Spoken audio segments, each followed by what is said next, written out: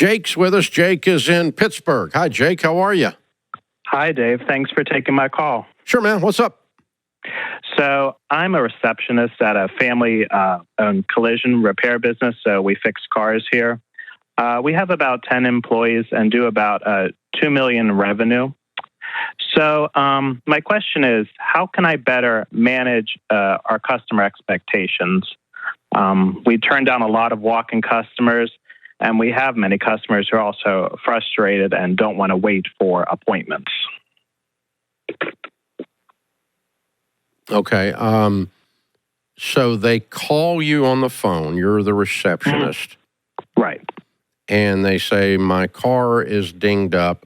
I want to come and get an estimate for it to be repaired. Right. And you tell them what? So I tell them we generally schedule about 2 weeks out just to look at their car, and then I let them know about 6 weeks till we actually bring in their cars for repairs. Why are you so backed up? Unfortunately, I guess word of mouth just got the better of us.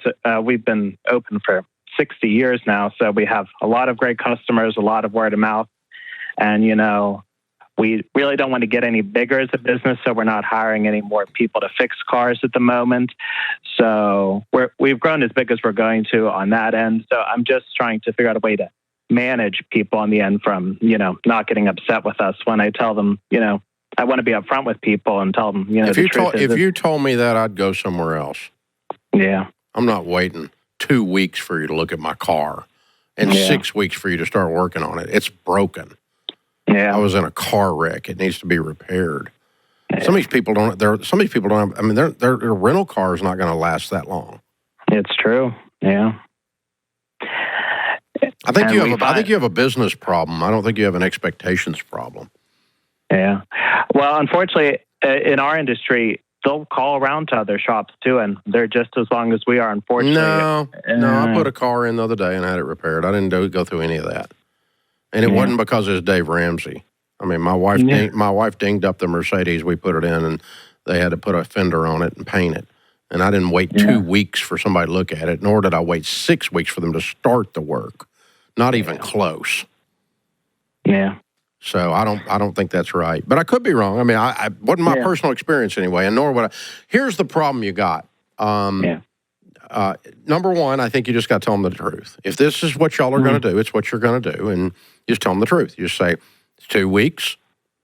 Well, that's not okay. I know, but it's all I can do. I'm sorry. That's what our owners and our staffing right now dictates that we cannot get to you for 2 weeks. I am so sorry. Yeah. Well, I have to go somewhere else. I completely understand, but I'm so sorry. Yeah. You can't change the number if it's not changeable. No, I can. Right. And the staff hours are fixed, right? It's a service business, so there's only so many hours you can do. But it's just like, you hear the same complaint, I guess, over and over again, and the anger. And I get the anger from customers. I think I'm not angry. Too. I'm not angry. I'm just not going to come. Yeah. Yeah. I mean, I just wouldn't wait that long. Yeah. Yeah. They get angry. You're saying it's going to be 2 weeks and they yell at you? Well, no, like, let's say, sometimes they'll yell at me on the phone. They'll say, that's ridiculous. I'm going to go somewhere else. I just say, like you said, being honest, I'm very sorry. I'm very sorry. And I completely understand. Yeah. And, but that doesn't change the fact that I don't have a team to get to you right now, so, but I mean, if my heating and air goes out and I call a guy and he says, it's going to be 3 weeks before I fix your air conditioner. I'm like, I don't think you're coming. Yeah, it's true. Because I think I want my air conditioner fixed. Oh, right. I agree. So, I mean, that's the thing. That's what you're facing. But I guess you're facing this number. Okay. Then I think you just have a standard process that you use, and you say, it's going to be 2 weeks, and it's going to be 6 weeks, and they say, that won't work for me. I say, I understand. I'm sorry. Here's some other companies you could try. Maybe they can help you sooner, but we're here and we'd love to help you, but that's the only way we can do it. And as long as they're nice, you just walk them through that. I don't let our folks that take phone calls here at Ramsey get abused. the customer's always right. No, they're not. Sometimes the customer's a butthole.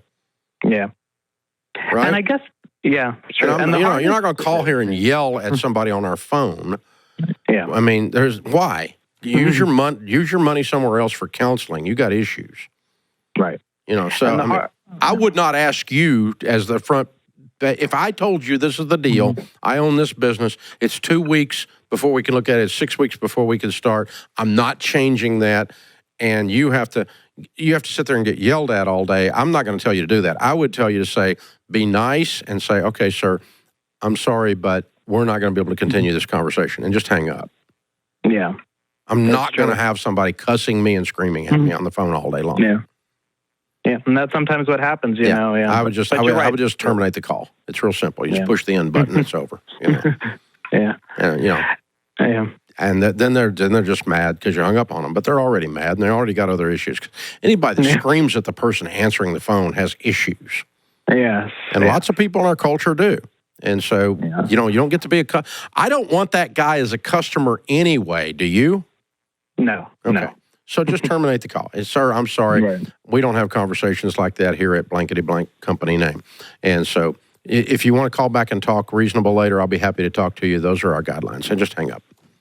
Yeah. That's what I would tell you to do if you work for me. And I tell folks here all the time, if people call up and then they call repeatedly and their problems, I just tell them, say, listen, you're fired as a customer. We can't help you. You'll have to go somewhere else. Yeah. We're not putting up with this. And so, that's the angle on it. But here's the problem, Jake, from a business perspective. And I was talking with one of my buddies the other day who owns a huge business, and I realized that in the conversation that our whole culture has become less and less willing to wait. Right. Less and less patient. And I'm going to blame it on the smartphone. Because I can pick up... Amazon effect here. Yeah, it is. I can pick up this stinking magic wand in my hand, and I can have donuts or pizza or cold beer or anything I want, and I can have the answer to any question, and I can check and see if lightning struck near my house, and I can see, I don't have to look at a commercial on the Weather Channel. I can see what the weather is instantly.